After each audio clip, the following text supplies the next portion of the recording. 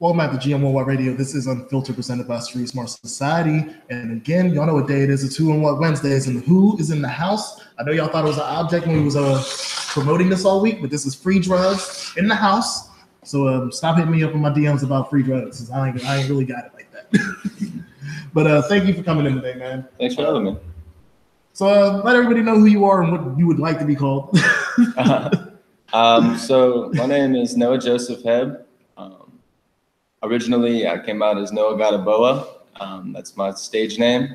I recently pursued this venture to be free drugs. And so I have some music out right now. It's under Free Drugs. It's at Free Drugs, yeah. And then I also have the whole other account. It's at Noah Gadaboa, NOAHGOTTABOA.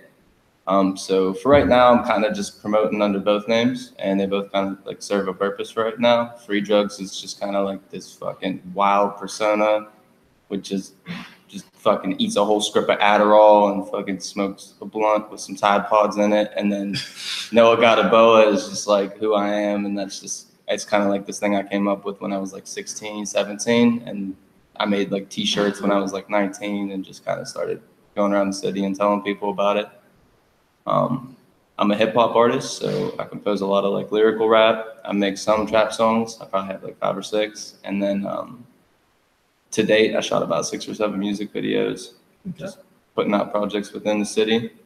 And I just got the notification from GM that today's guest is me.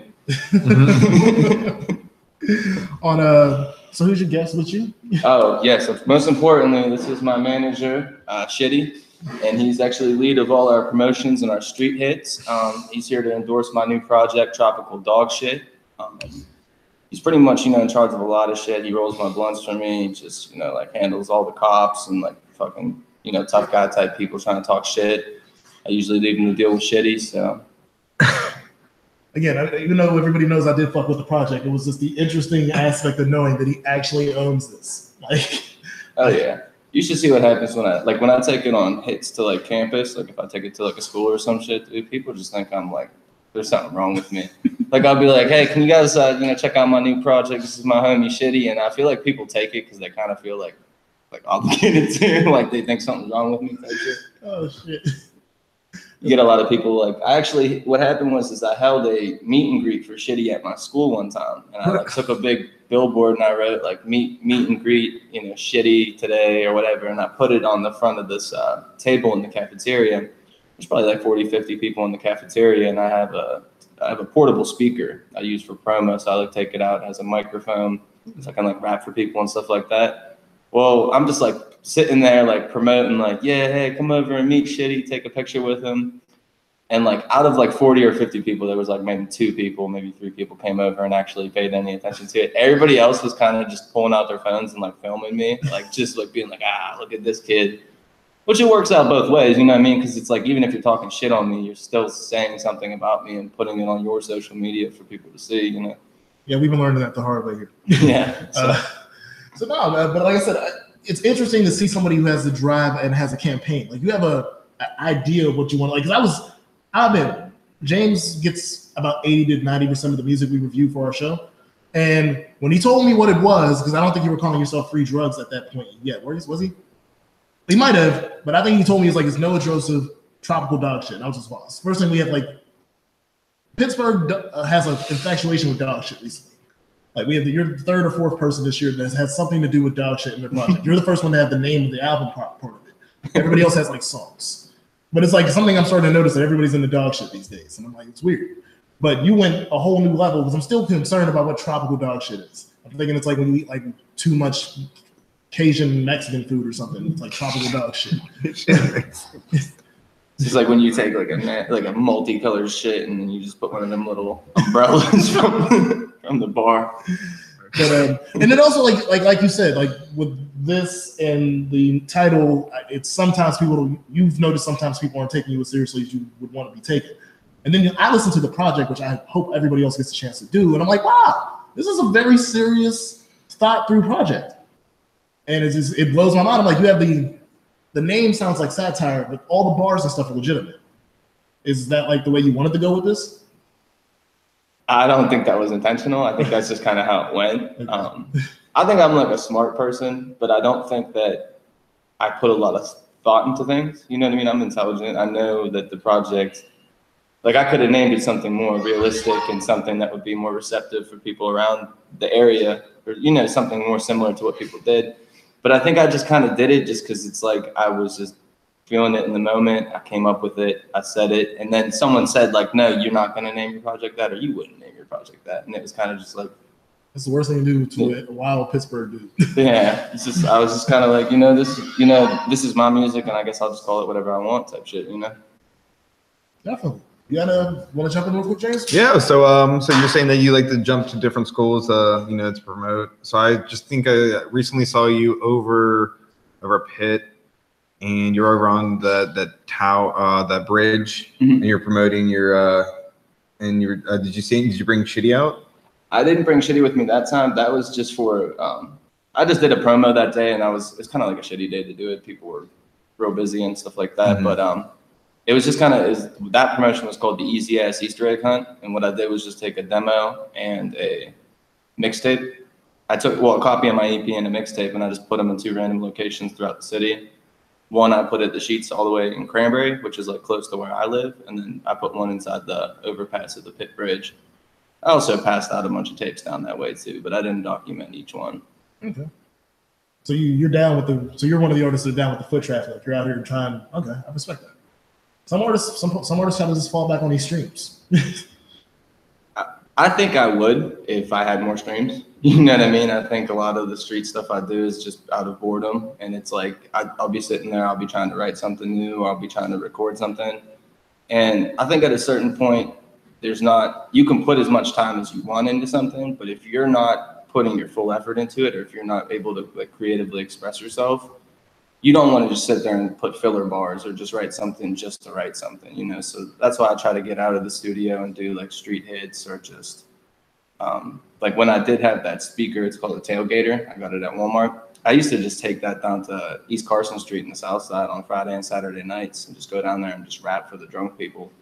And just hand them pieces of paper with my name on it, hoping they wake up tomorrow and just be like, "What the hell is this?" You know, like. Hey, in Pittsburgh, especially the South Side, it's a strategy can work. Yeah. I actually got kicked off the entire East Carson Street. Like I can't even go down there anymore without the cops harassing me. They kicked me off with my speaker, and then every single time I come back down there, they're always mean mugging me and stuff like that. But I probably got kicked out 10 different times. But the last time I got kicked out, He's like, you're coming down here. I don't want you coming down here anymore. Next time I see you, I'm writing you a $600 fucking fine. Blah blah blah. He's like, we gave you 1 warning. Damn. I'll say so. You're the South Side version of Camp, getting harassed by the cops. Shit. It would be fun. It'd be funny it'd be like more effective if it was like for something like more legitimate. But me just going down there and rapping, people are like, why are the cops even mad at him?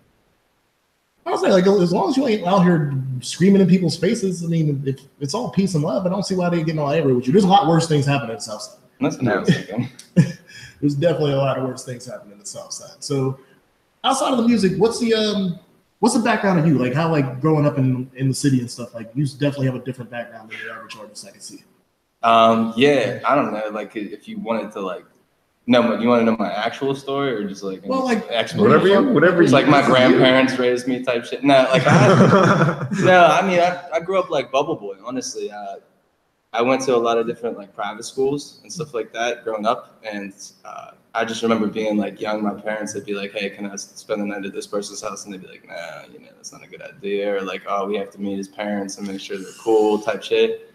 And so I grew up real sheltered, but I think it was probably maybe like 2nd, 3rd grade, I got like an Eminem CD, and like that changed my whole life type shit. Like I just had an attitude, and I always wanted attention type shit, and I never really had like a good outlet for it.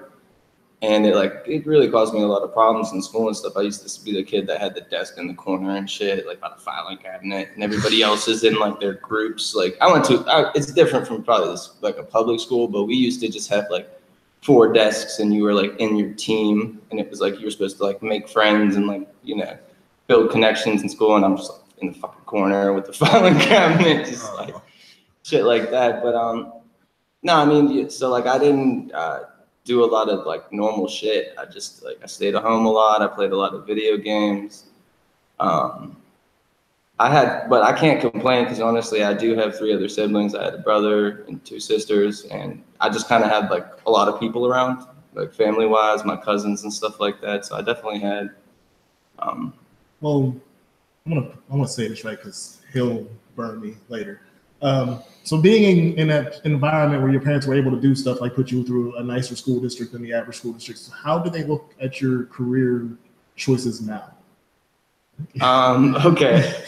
Like now, my parents are extremely supportive because it's like, I think that they realize that it's something I'm passionate about, and they see how much time and effort I've put into it. So, and there's results of my efforts too. So it's like something that they can actually see that's tangible.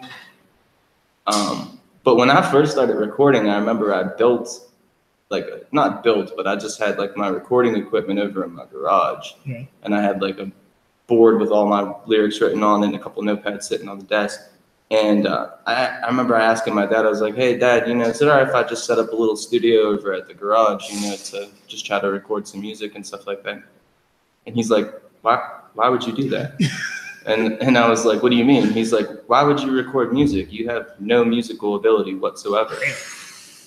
And I even put that inside one of my first skits on one of my demo tapes, just him saying that shit, because it made me think. I was like, damn, I don't, but I want to. You know what I mean? Like I knew that part of it was true. Like I was like, man, I don't have that much musical talent, and I haven't been doing this shit since. I'm not like a fucking 3-year-old kid playing a violin type shit or like picked up the piano type shit. So I think they were not so supportive of it at first, and I think my mom just didn't really even understand it, honestly. Right. But like now, my mom is real supportive. My mom and my dad, when I made the T-shirts, like back when I was like 20, they bought a T-shirt. When I had my first show, my dad bought 2 tickets to the show. I knew he wasn't coming, so like just stuff like that, Hey man, it's nice to see the turnaround though, because some parents never come around to it. You could blow up, be out here with a UHF mansion, and they could still be back in Pittsburgh salty. Like there's some people that have that. So be happy that they came around a little bit. That's how I look at it. Mm-hmm. So what was the school that you went, like you graduated from then, if you bounced around? Like what was the well, this is where it gets kind of weird because I actually graduated from a public school. I went to Ambridge for a year. I went there for my senior year. That's my side of town. Really? I got family in Aliquippa. In Aliquippa? Okay. So yeah, I graduated there from my senior year, but prior to that, I went to Our Lady of the Sacred Heart in Coriopolis. Yep. I went there for my 3 years of high school. There's a small school down the hill from there that actually closed down. It's called St. Joseph's. I remember that. I went there for a year or 2. And prior to that, I went to Good Samaritan in Ambridge, if you're familiar with that. Mm-hmm. And then prior to that, I went to Mount Gallitzin in Baden. Yeah, that's the one I was like, I can't even lie and act like I know where that school is. I knew where all the other schools.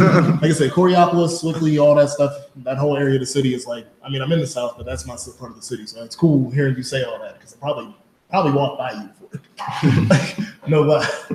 But, so, all right, I'm gonna let you go with this next question because I didn't have a question. I was just running off on this one. This is why it's unfiltered, y'all.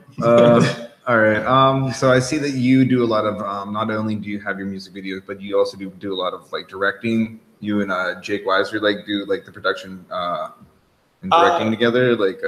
Yeah, I mean, honestly, my thing, if I have any type of credits in any videos or anything like that, it's definitely just me suggesting things to somebody else who's much more talented with that. As far as Jake, like he entirely knows what he's doing. Like every video that he's put out for me was his idea and like his direction. I simply just added in ideas, and he's definitely the type of person where he'll give you credit for stuff like that. But I have sat in with like other videos that he shot. He shot a video for Quiddle within the city. He's actually, I think he did one for him a couple months back, and then he just did a new one for him just recently. And I believe they have a collaboration project that's also coming out soon. Not him and Jake, but Quiddle and another artist in the city. I can't remember who his name is. I believe it's Chris, somebody named Chris. But they have a song coming out called Lean and Soda or something like that. So be on the lookout for that. But Yeah, he's just a very talented videographer, and he's pretty much my go-to guy for my videos. Oh, that's cool. We reviewed Jake last week. Oh, did you? Yeah, we did Jake last week, which was a interesting trip. I liked it. It's just we'll talk out there on that one. This is not a thing about Jake, but it was cool. And it's like I always like hearing about other artists in the city that be working together. It's nice hearing like the connections and stuff like that because people be beefing too much to try to grow. Yeah, I mean, I only have beef with like one person in the whole city, and it's like not even within the city, just like Beaver County type stuff. And honestly, like it's not serious. I'll say if it's Beaver County type stuff, it's probably petty. Yeah, it is just honestly, it's just petty stuff, and it's just I'm here to rap type shit. You know what I mean? I think that's what I forget sometimes is like that's the most important thing. It doesn't matter what the extra shit is, or if you got fucking like. Some people get all worked up. They're like, I'm the best fucking rapper in Beaver County, or like, I'm the best fucking rapper in Pittsburgh, or I do this style of rap best in Pittsburgh. Why the fuck you want to be the best rapper in Pittsburgh? Why don't you want to be the best rapper across the board? You know what I mean? Or like, why don't you want to be the most talented hip hop artist in the country? You know what I mean? Or on the continent? Like, why are you setting it? Like, I think people like fucking narrow that shit down, and they're just like, yeah, this is what I am. I'm better than everybody in this area. It's like, dude, but that's just this area. You know what I mean? Like there's whole other countries that don't even speak the same language as us type shit that might dig your music. They just like the sound. Right. You know? Speaking of that, shout out to Germany and Australia. Y'all always consistent on watching the shows. So I always got to shout out y'all. We have an international following in those two countries, and I'm not sure about yet. No, I definitely understand that. Like it's just, people in the city put themselves in a box. You're right. I never thought of it like that or the way you expressed it, but you're right. A lot of people put themselves in a box trying to impress the people in Pittsburgh. And you should, like you said, you should broaden your scope. Maybe you're right. The dude in Denmark probably bumping in music. There might be some guy in the Caribbean that's relating to the homie right here. I read a book recently. It's called The Poetics of Hip Hop. And one of the major things that the guy keeps referring back to in the book is he's in Brazil and he meets this young boy who's like living in poverty, and the kid can't speak a word of English, but the kid was sitting there and he was rapping Tupac. So he heard them, rapping the Tupac lyrics, "All Eyes on Me" or something like that. He heard him rapping it, and he walks over to the kid and he was like, "Oh, hey, rap music, you know Tupac. Hello, how are you?" And the kid goes back to speaking, I believe they speak Portuguese down there. So the kid goes back to speaking his language. And the guy was just kind of blown away by it because the kid knew the music, he knew the words, he knew the rhythm, but he doesn't know how to speak a word of English. You know what I mean? Right. So like he doesn't know what he's saying. He just knows what he's hearing. What he's hearing, and he knows the rhythm. Yeah. So I just think that's kind of part of that too. It's like, you could have people, they don't even understand what you're saying, but it's really not what you say, but how you say it type stuff. Quick question, because I just keep on looking at it. What's the tattoos on your hands? This right here was my first tattoo that I got. It's a 13. I would say like probably when I was like 21, I kind of just kept it was like a reoccurring number in my life. I kept seeing it like all the time, like at the end of phone numbers and like in my bank account, 13 cents left, just different shit like that. And so it was like something that I couldn't get over, and for some reason it became like a lucky number for me. So 13's been my lucky number since then. But it doesn't really have like necessarily like a lucky, like it's not really correlated with luck. It's more like an unlucky number. Okay. But I feel like it's definitely brought good luck my way. And then one of the things that I looked up whenever I started seeing this 13 everywhere is like 13 in the tarot deck is the card of death. Right. So I kind of just had this idea like that maybe somebody, like something terrible was going to happen, like I was going to lose somebody close to me, or I was going to lose myself or something like that. And I think there was like a part of me, like I had originally had the tattoo and it was just a 13, and there was just like a part of me where I was just like woke up one day and I kind of didn't feel like the same person, and I kind of just like I felt like genuinely a part of me had died type shit. And it wasn't like the solid part of me or the part of me that everybody likes where it's like, no, it was a real dude. It was like the part of me that was just kind of like self-doubting and like, not able to cope with things in life. And I kind of just said, like, like, fuck that, like, bitch, Noah's dead. This is the real Noah. And I went to the tattoo shop and I got this touched up and I got this added on. It's a scythe. Right. And then there's a Persian dagger at the bottom. And I just use it when I'm like writing at night and stuff like that. I kind of just like, you're not really promised tomorrow type shit. Right. You're not really guaranteed anything in life. So like, if I'm tired and I'm like, yeah, I don't want to finish this shit, I'll just finish it tomorrow morning after class or something. This is like something that it's like, all right, maybe I should finish it tonight just in case type shit. I thought so.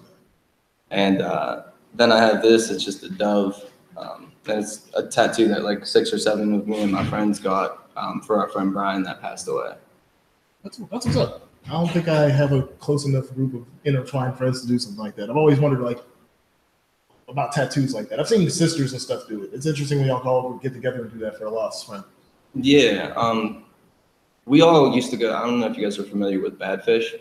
It's out in Nelson's Ledges in Ohio. Oh. This dude's nodding his head. He knows what I'm talking No. about. It's pretty much the place where people go to get fucked up and listen to good music. Oh yeah, I know that place. Okay, yeah. Then my next Ohio trip is that's where we are. Nelson's Ledges. During bug like spray, August or and something. toilet paper. Yeah. Oh shit. It's wild. But holy shit, he said bring toilet paper. I can deal with the bug spray part.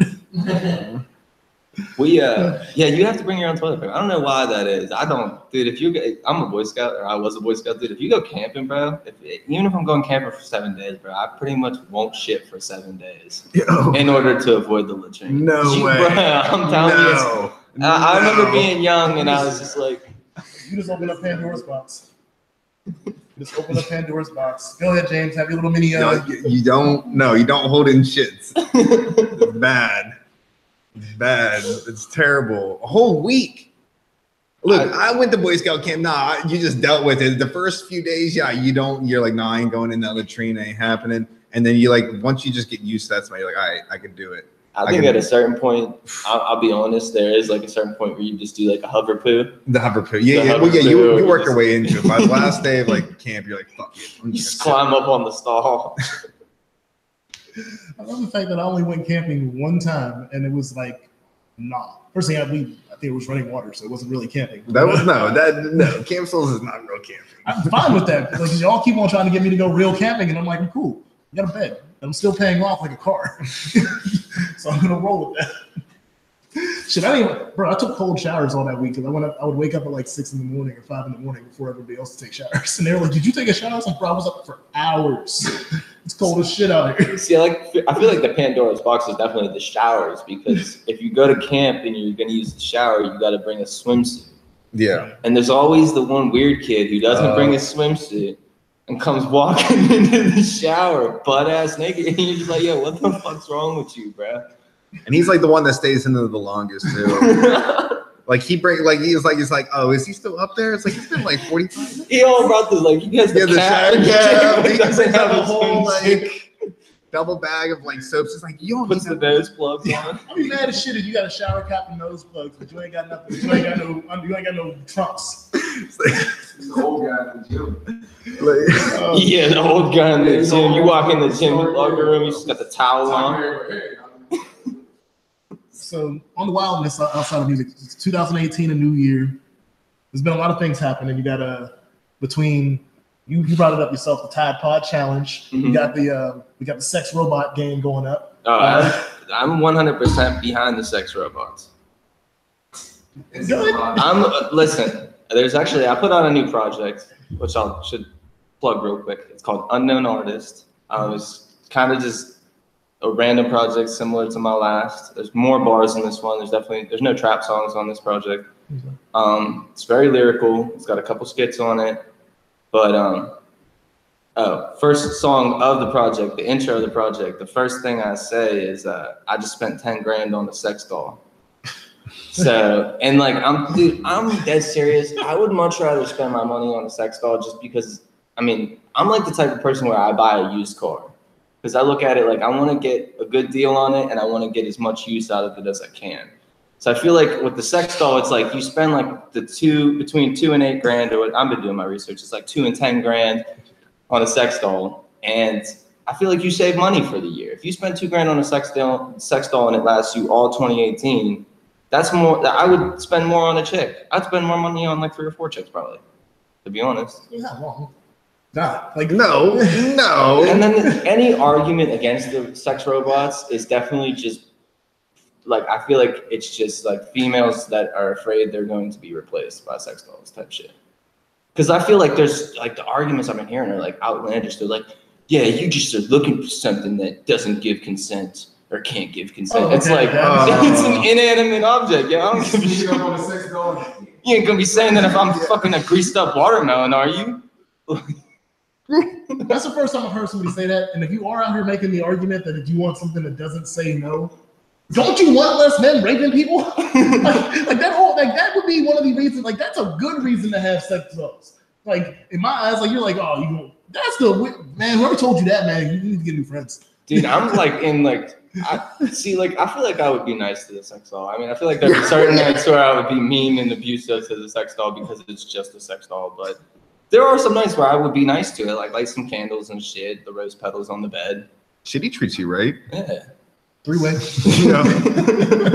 Me and Shitty do not have a sexual relationship. No, I'm just kidding. No. Just to clear the air. No. But he'll be watching though. And then on top of Shitty's the camera guy. Shitty's the camera. Gotta get the money shot. That's album cover right there. It'd be the best album cover ever.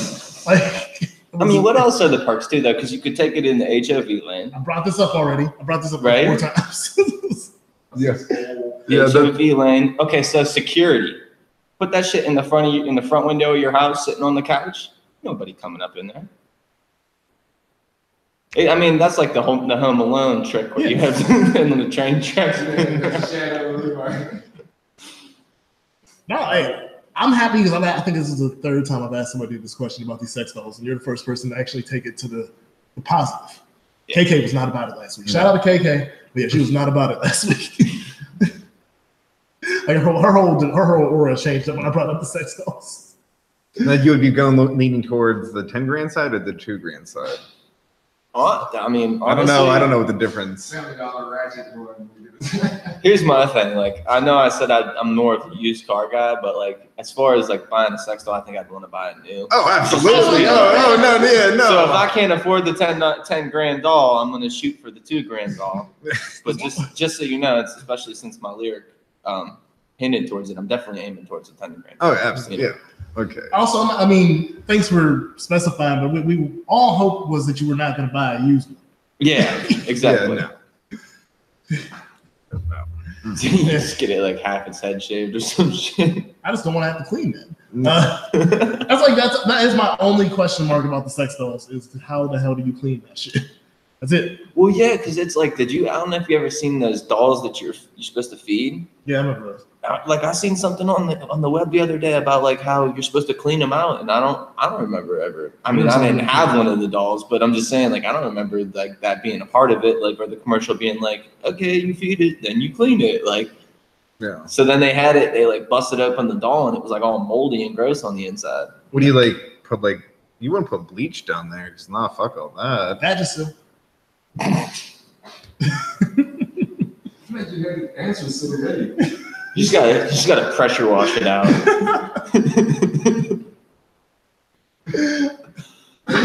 I'm sorry. It was too easy for that one. It's like, how do you clean it? That just. I feel like you would have to douche it, but. Oh no, you definitely gotta get some pine sol in there, bro. Sandblast it. Sandblast it. I think you said it's 7 o'clock. Oh, 6:30. Oh, 6:30. We're doing good. But no, like. This is an interesting topic. I mean, I had other things in 2018, but I'm just infatuated in how you did research into the sex doll. I knew there was a $2,000 one, and I understood there were probably ones that were more expensive. I just didn't know the range. I feel like it's like they become more realistic as you spend more money. But then it's like if like at a certain point it would probably start to like worry me, like if it was too intuitive and shit like that, like it started learning your name or some shit like that. start being able to incriminate you in certain shit you did. Like, Oh shit! You always going out with your friends, but you spend no time with me. Another news of 2018, we got Aaron Paul with the YouTube situation because he was out here recording dead bodies. Did you hear about that? is that Logan Paul? Yeah, Logan Paul. Logan Yeah. Paul. Aaron Paul's the dude from Breaking Bad. My fault. Yeah. My fault. No, because I honestly don't really know about dude. I just know that he shot a video about in a forest in Japan and people commit suicide, and they took him off of YouTube. Yeah, that's it. And they keep on talking about it. I think. I mean, I think here's the thing: the dude is a comedian kind of person, right? Or he's a comedic persona. Yeah, comedic right? persona. That's it. And you're in the suicide forest. Like, what the fuck is this dude even doing there? Number one. And like, so like what he's under heat really because he did that. But then also then like everybody started like looking at his whole trip. Cause I don't know, is that in Japan or Yeah, something? he like did a whole Japan trip. So he's in this whole Japan trip, and then they started looking at the whole trip, and they're like, "Wow, you know, he's really disrespecting Asian culture I did peep that. and all this different stuff like that." And I really don't think that was his intention. And I really think that if he didn't do the whole suicide forest thing, You would have never got noticed. no one would ever notice the whole Asian racism type shit or whatever. Which But- we do that here. Like every day, one of your boys is probably doing some type of chopstick trick or one of them things where they pull your eyes back. Like stop acting like it's a little weirder when you go to their country because they can stomp you out in their country. Oh, you do? Yeah, like, dude, I wouldn't do that shit in a million years, bro. They could lock you in a fucking cell, and you would never. What if they don't even know how to talk to you? Type shit, you know. I need my phone call. You ain't getting shit. But yeah, so he's in the woods with a fucking, Toy Story hat on and all these goofy clothes and shit like that. I just think it was wrong place, wrong time type shit. And I just, Wrong place. Wrong place. I mean, you chose that. Like, You chose the that was the part of the time. adventure he wanted. He was like, we're going to the suicide forest. Don't know what you expected to find in somewhere that's called the suicide forest. yeah, but and then it's like, also it's like the way that he did it too, because he was like, he went over to the body and like took like a selfie type shit with it too, you know what I mean? So I think that it was more like people were just like taken back by how disrespectful he was type shit, you know? Also, like, I mean, I don't know who that is and who their family was, but I wouldn't want to find out that my family member had passed away or committed suicide from a YouTube video. Right. That's a very interesting thing to me. But like I said, it's being somebody like we're all here, we all use YouTube. I know you use YouTube. So being people that are using YouTube to try to get up, it's interesting seeing people fall like that. Yeah, I hope it doesn't happen to me. I know. I mean, they got no reason to. As long as you stay in America and you don't go to the Indian burial grounds or nothing, you're cool. Yeah, look, we don't have any suicide forests here in America, really. So I think that's kind of to an advantage. More like ritual sacrifice type shit around here. Yeah. Go up to Salem. But no, after that, all I can really think of is how you feeling about I guess all our heroes are now sexual predators. I don't know, to be honest. I see that happen a lot, and I think one of the things that we see sexual harassment everywhere, and we see a lot of male aggressors and female victims. I think we see less male victims and female aggressors, and I'm kind of, to comment on the situation, I don't really have too much of an opinion on it. I think it sucks, Louis C.K. and stuff like that. I mean, I have a pass for Louis, man. You have I can't pass anybody else. Louis C.K. was saying this shit in his comedy stand-ups. He would talk in his comedy stand-ups about beating off in front of chicks. I swear to God, he talked about that shit. Everybody else, I can't pass. I can't pass Stacey. I want to pass. I can't pass everybody else's because it's just like I don't have proof that you were telling people you was doing this. You told people that you was beating off in front of your guests on comedy specials. The only other person who might have a pass is Mel Gibson because I feel like y'all should have knew Mel Gibson was doing something. But Well, yeah. Why you? because y'all let him come back, and I'm like, No. Like 20 years. So yeah, those are the only two people. I'm like, yeah, y'all should have knew. So no, like Louis C.K. and they still on Netflix. I just think as time goes on, you'll definitely, like I'm saying, you'll definitely see a lot more males come forward where, advances were made by females towards them in an inappropriate fashion at work, like for advancement or to make it further. But I think what it really shows is it shows like there is this side of Hollywood that's like I mean, we all knew about, but I think we just kind of forgot. And it's like, there is people out there like fucking to get on type shit. And I don't even think it's just male, female, female, male. I think it's like fucking, there's like weird old, like my big, like, I feel like this isn't like my biggest fear, but this is one of my fears is that I get like invited to a record label or some shit. And they're just like, yeah, come down here. You know, we got a great opportunity. And you like go in and you like meet Drake. And it's like, oh dude, fuck yeah, bro. I mean, it's like, you know, this seems like a great opportunity and shit. And then like all of a sudden, and then they're just like, yeah, and meet Eric. And then it's like, Eric has $1 million he's willing to put on the line. What are you willing to do? You know what I mean? Like, I feel like there is shit like that.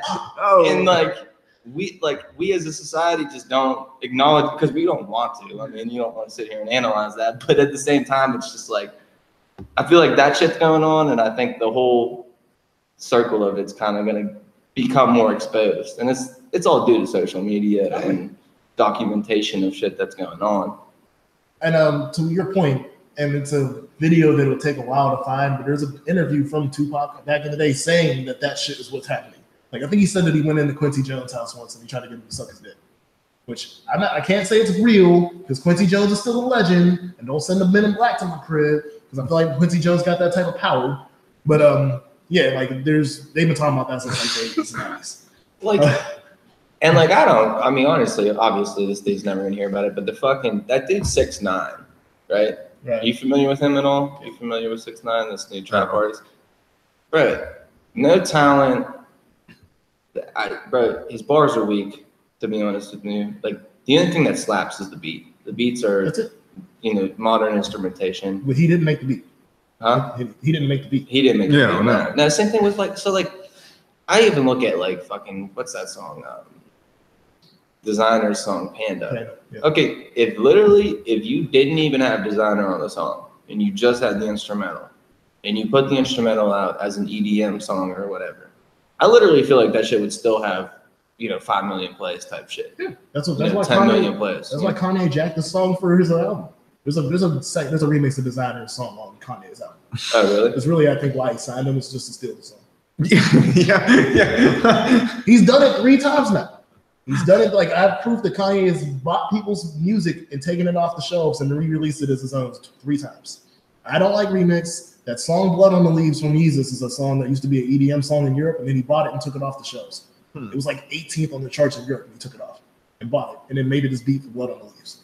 So believe me, Kanye knows Kanye does shit like that. Well, I mean, honestly, out of any song that has come out in the last 5 years, that would be probably one of the songs I would purchase if I had the money type shit. Like, because that shit went astronomical. I was so surprised when that became as popular as it was. I was too. I'm not gonna start. I'm also more shocked that the second song popped off as much as it did. With that Timmy Turner one. I was really shocked when everybody got on Timmy Turner.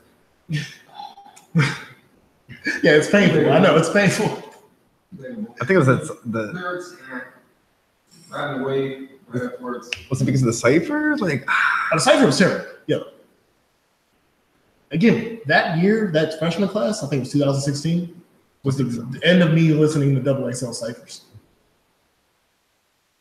You know what cipher I fucking love, and no one ever even talks about it, is they had the cipher, it was like 2013 with Action Bronson. mm-hmm. Yeah, I know. You remember that one? Yeah. With Absol, I can't remember who else was on it, to be honest. I think they might have had Kendrick, honestly. No, I thought that was 12 with like Kendrick and J. Cole. Yeah. Yeah, I'm not sure who was on that dude, but Action Bronson fucking killed that shit. Action Bronson is one of my favorite rappers. I mean, Action Bronson, and I think he's dope. He's multi-talented in a way that I like being able to say people can rap, produce. Not a lot of people can say they can rap and gourmet chef. Right. There's really no line for somebody to be like, I can cook. Like, no, like he can go into a kitchen and fuck some shit up. Okay. Yeah. Okay. Well, Travis Scott's freestyle was terrible compared to the rest of them. Just gonna let y'all know that. I'm a huge Travis fan, but that man is not a freestyle artist. Nah. But thinking about back to that Joey Badass Action, I just wish Action would have just never gotten to that argument with Scarface.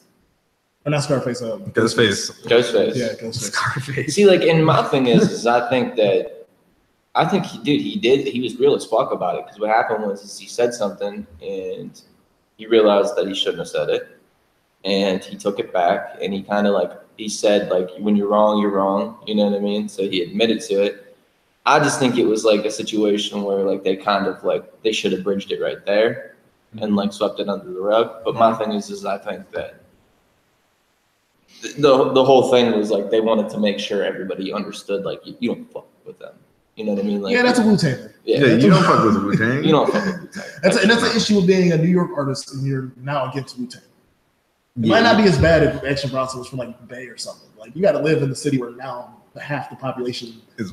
I don't like. Is it like an active beef type shit? Because I haven't heard of Action Bronson. It Like, was just premature. Yeah. It was like saying like LeBron and Jordan type top too early in your career.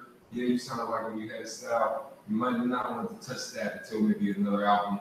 yeah. And then you kind of answered it too early. It was like it's still too new for that, and it kind of.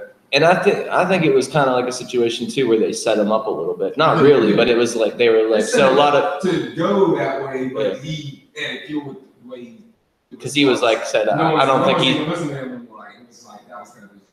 Yeah, I think he said like he's not rapping like this anymore type shit. He's You know. using that style. He's not using it. Like it was something to say like he's done and I'm here. It was kind of like. My thing about Action Bronson that I fucking love is just like I grew up watching a lot of movies and shit too. So, but like you just see like you see the impact from his being a chef. You know what I mean? He has a lot of influence from there. But the music videos and just the visuals that he paints with his lyrics, just like I just love that style. That style. Like I think when you were talking about my project, you were talking about just like a classy way of talking shit to people. Yeah. Like just talking to shit to people in a nice accent. Like I think that's kind of like how Action Bronson does this shit. And I'm hugely inspired by him. I would definitely say like the artist that like totally inspired me to rap is definitely Eminem. Yeah. Because like I said, I was Which was my listening to next him from a question, young age. And just when I first started rapping, it was like the only person people compared me to, which it was like, so like people would be like, oh, you sound like Eminem, blah, blah, blah. And then it was like, I started to realize that wasn't like a negative thing. You know what I mean? Like when people said that, I started to realize like, oh, the fact that you're even comparing me to someone like that's, that holds some weight a little bit. But I mean, I didn't listen to I haven't heard the stuff you earlier did, but you've grown into your own artist bias because I don't have that straight connection when I listen to music I've listened to. That's good. That's really good because that was like my biggest thing. Like the first song I actually put out, not the first song I put out, but the first song I recorded at an actual studio is called Stop Fucking With Me. And I don't know if you guys saw it all or heard about it, but it's the song, like the whole concept behind the song is just like stop fucking with me. And it kind of just starts off real normal, like just kind of like talking about, normal shit, like I was saying, like classy shit talking type stuff. Mm-hmm. But then like as the story progresses, it's just like really telling people why they shouldn't fuck with me. And then like the last few lines, it's just like, I don't know what I'd rather do, shoot up a public pool or the public school, both of which I would love to do. And like, it just kind of like came off as like this real like Columbine type like persona. And I liked it though, because it was like, I didn't want to like I didn't want to come into the rap game and start being something I'm not and like act like, oh, I'm selling drugs now, or, oh, I always got my gun on me type shit. Like, no, like I didn't want people to have this, because people can check that shit. You know what I mean? Like if I'm walking down Southside with my boombox a week later after putting out a rap song like that, and someone tries to check my shit, yeah, they're probably gonna pull a gun, or they're gonna, 6 people are gonna beat me up and break my speaker and shit like that. Like people can check that shit. Oh no, you're right. A lot of artists out here are faking their gangster. Right. And more than you know. I would say that too. I think so like this Columbine character that I had, like, or this persona, I loved it, and I thought it was because it gave me like the ability to be kind of scary, or like to say some violent shit, or say something that was untraditional, or something that no one else would say. Right. And like it almost kind of gave me an excuse for it type shit. I did an audition. I actually had an internship over at Whammo, and then I did an internship there. And they recently had a contest where it was like you can enter to win an opening with Lil Wayne, or open for Lil Wayne. Okay. So as I was doing my internship, I actually, I told them like, hey, I'm interested in auditioning, I want to be a part of that. So they were like, all right, well, why don't you come down? We're already going to be conducting the auditions that day. You can work the door, do the sign up list. And then whenever everybody's done, you can do your set. Well, I went down there to do it, and I did it in the music video. I wore a trench coat. So when I went down and I did the audition in a trench coat with a ski mask. Oh shit. And it was funny because I did the song, and like everybody was blown away. Like all the people that I had been at the internship working with, like they were just like, they didn't even know I rapped, number one, but then like they were just like blown away by this violent fucking weird dude that just came in with a duffel bag and a trench coat type shit. And I know, just like, dude, like literally for like the next few days that I came in there, like I could just tell everybody was like kind of like on the edge of their seat type shit. Like they were kind of worried. The guy who works next door, who does the cameras and shit, he was he's one of their camera guys. He like every time he saw me after that, he was like, "You got your bag? You got your duffel bag over there?" Oh, he's like, remember I got you that pop that one time. Remember that? Remember I bought you that Snickers, man. That's the type of shit I be doing after some shit like that happens. Like, yo, man, never gave you that stick of gum. Yeah. Remember, your breath was hot that day, man. I saved you. So, before we get into the who, and what of the day, I'm still getting used to saying catchphrases on this bitch. But before we get into the what, I just wanted to know, what was your favorite track off of Tropical Dog Shit?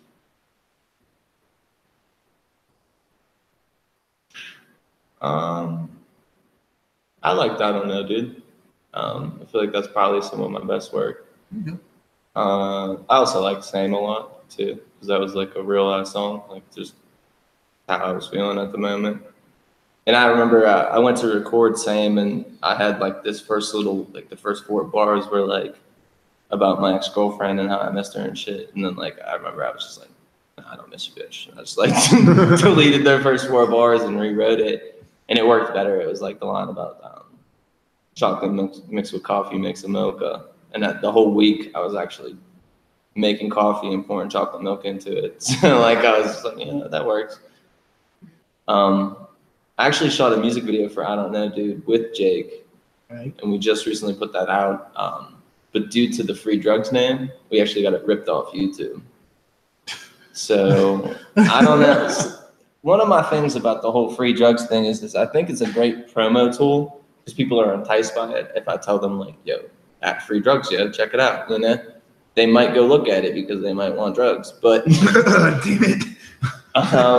It's just music. It's just music shit. There was a lot of different meaning behind the name. I kind of was like, at first, it was just like a lot of people I knew were like fucking ignoring me and shit. And I knew they were actively using drugs and just getting fucked up all the time. So I was just thinking to myself, I was like, like free drugs. That kind of works. And then my boy was like, yeah, dude, that's a good name because your music's like so dope. It's like free drugs. And I was like, yeah, dude. I mean, I guess that works too. So kind of like, and it's like, it was an attempt to like kind of make a persona, not entirely to take over my rap career, but to make a persona that's more appealing to the younger generation. Because like I go to community college with kids that are about 19 and I'm about 23. Mm-hmm. So I'm not too much younger, or I'm not too much older than them, and they're not too much younger than me, but I do notice that they do things differently than I do. Like a lot of them are very absorbed in their phones, and as far as texting, like they use emojis and shit like that. And like, my thing is like when people expect you to know what their fucking emojis mean and shit like that. I don't know. That's on off topic. You know what I mean? But, no. This is your interview, man. We can talk about whatever at this point. We got what we got. Yeah. So no, I'm with you on that. I only send emojis to these bitches. That's it. Yeah. That's it. Might get a couple fires. That's about it. You get the fires. Yeah, like that's the thing about it. The only emoji I think I've ever used outside of trying to talk to a chick is the 100 emoji. But I'm just like, okay. Like I send the arm and the 100 arm. Yeah, everyone talks about the arm. Yeah, I always send that one. I don't know who said. You know what? You know who I got that from? I'm gonna do a plug right now. I DM'd Jimmy Wapo one time, and there was like a long ass time ago, like 2-3 years ago, honestly, before he was even as big as he is now. And I DM'd him like a YouTube link to one of my songs, and it didn't even work. was like one of those things where like if he actually wanted to check it out, he would have had to copy and paste that shit. But he didn't. He just like put like the arm emoji and 100. Like I was like, yo, hey, I put out some new music. You should check it out. You know, or like I don't know. You know what you when you first start rapping, I was probably like, dude, this shit's fire. We should collab. Jimmy X Noah. Send. Actually, and it's just been there for a week. I'm not sure if I should send it. But so like what I was saying there about the younger kids, they're like 19 or so. Like they're always on their phones. They listen to this trap music and they listen to these mumble rappers and they just eat it up. They love it. And like my biggest thing is like when you ask somebody why they like something, it's like, hey, dude, like why do you like 6ix9ine, or you know, like why do you like Lil Pump? And they're just like, oh, dude, he's dope. You know what I mean? Or like, oh, that shit's fire, dude. Dude, I like the beat. Like they don't really have like an artistic reason why they like it, or like, oh, I like him because he has a good message. You know, he's always like consistently doing this, and he does something that's my favorite thing. Like, no, it's just shit's dope, dude. Did you ever see him play lean pong? You know what I mean? Or did you see the video where he eats like 8 Xans and fucking fingers that bitch? Like, no. You know what's funny is this is deja vu for me, because this is the same issue I had in high school with Gucci Mane. Like everybody was like, really, and I'm cool with the clone Gucci now. But back before clone Gucci, I couldn't get into Gucci, and everybody would say the same, like what you just said. It's fire. The beat's hard. I would scream Zaytoven because I'm like, yo, it's Zaytoven. Get the fuck out of my face with this Gucci hard part. So no, I definitely get how you feel about that when it comes to the idea that they don't have a legitimate reason to like the artist. Like I tell people, like I said, I like braggadocious rap artists, so I got into you. It's the reason I got into Kanye. If I can vibe to you, it's the reason I get into Kid Cudi or I get into Travis Scott, because I can vibe to it. There's nothing lyrical about that shit. Mm-hmm. But if you can give me a real reason on why you listen to one of these dudes that I know aren't saying shit, I will calm down. But if you're just gonna give me, it's fire. Tell me how you feel, Jordan. No, he's opened a Pandora's box with that. Like I said, he's completely right with that. But if we look at the spectrum of things, and we look at like if we look at the 80s, like 1980 is like almost 40 years ago now, right? And yeah, for some of the people in the room. But like just the music that they used to put out then compared to the stuff we have now, even the good stuff we have now, like even the good lyrical rap, like even like I'm not saying anything bad about J. Cole, but even J. Cole, like right, he's a very talented artist, has a very good message to say, but still has a song like "Get Off My Dick," you know what I mean? Or just like we have like these songs that are just, they're not good influences on young people type shit. And then it's like on the opposite end of the spectrum, like back in the 80s, dude, you had like songs like I can't even think of like a good one, but like, you know what I mean? It would be like, I know what you're talking about. It'd be like fuck, like even like "Fuck the Police," like yeah, right. That was like a song that was like yeah, it has the F word in it, but it literally had a message and it had like a reason, like, and everybody in LA that at the time who was living in that condition could completely relate to it. Yeah. You know. What's another one? 911 was a joke by Public Enemy. So yeah, no, I definitely get it. Like, I think it was something I read about the timetable of rap between the 80s, where it was like positivity and trying to get out. The 90s was like the struggle of selling the drugs. The 2000s, we started doing the drugs, and now everybody's addicted. Like we transfer, or it wasn't even that. We like in the 2000s, it was like we were high on our own supply. Rappers, like we were still talking about, hey, I'm slanging this, but I'm also getting blowed too. So no, it's definitely an interesting transition from the positivity that we used to have in rap. I think it's like you have to, and they always, like I read an article about this too. It's about like letting the artist be who they are too. Because the artist is addicted to drugs, then the artist has every right in the world to talk about being addicted to drugs. Amy Winehouse. But I think like where the issue is these rappers aren't really highlighting any negative effect of the drugs or any type. Like we're only getting one side of the story. We're only getting the high, like the good parts. You know what I mean? We're not, which it's like as far as like an addict, like an addict's story is like honestly really interesting. It's not like I don't want to hear the story about like how he went out and partied and did this and that and did that. You know, did it for 8 nights in a row or whatever. Because I've heard that story before. I'd rather hear the story about like what happened when he ran out of money. and he went to his mom's house and she was like, "You're a fucking fiend, get the fuck out of my house," type, you know what I mean? Like, I would like to hear the hard parts of the story, and I don't think we get that. I don't think we get enough truth telling in rap type shit, you know what I mean? We don't get enough of people being honest with themselves type shit, you know what I mean? Like, I think. You think? You know, like, honestly, just with, again, hip hop, what you're saying about it only being 40, 45 years old. Like, that first time it was like, hey, we gotta send a message because no one's paying attention to us. And then you get the spotlight and it's like, now we're all rock stars. And I think the next wave of music is gonna be like the younger siblings of, hey, my older brother used to just get high all the fucking time. Now we're not. So I think we're gonna get those stories from the next wave of artists. But I think this one is just, they're in it. So I think the next wave is maybe not all positive, but I think the message stuff will come back. I wonder if people are gonna learn from that too, because like what you said, like, yeah, my older brother did drugs type shit. Like, I grew up like that, and I grew up with a lot of people around me just getting real fucked up all the time and having no type of self-control. And I wonder, like, me myself, like, I don't even like to drink. Like, I can drink, I can socially drink and stuff like that, but I don't like to. 'Cause it's just, I get carried away sometimes, and then other than that, it's just like, it's not as enjoyable, you know what I mean? Like, I like to smoke weed, and that's pretty much as I'll do. I think that's coming back around, like, to where it's like, because each generation of music says, the last generation did this, we're different. So if the last generation, hey, party, drugs, the next one's gonna say, well, what else can we talk about since that's all they fucking talking about? And it's gonna bring you back to that. There's other topics out there, there's other things.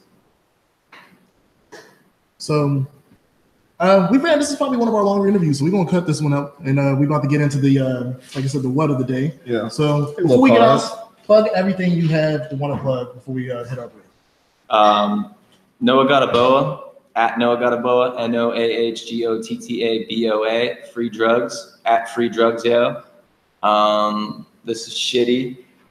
New project is out now on SoundCloud, YouTube. It's called Unknown Artists. Last project, Tropical Dog Shit, is everywhere. Just Google it. That's it. Keep up on his like Instagram. He'll be like sneaking around through like different parts. Sometimes he'll be out in Oakland rapping. He was on the corner at Stacks the one day. That's like last summer. Yeah. Last summer. He might be rapping, or he might be just giving out free mixtapes. Look out, you know. Always remember, GM Worldwide Radio, Unfiltered. We'll be back in a couple minutes with the what on this Wednesday. Who is Free Drugs? I know Joseph in the house. We'll be right back.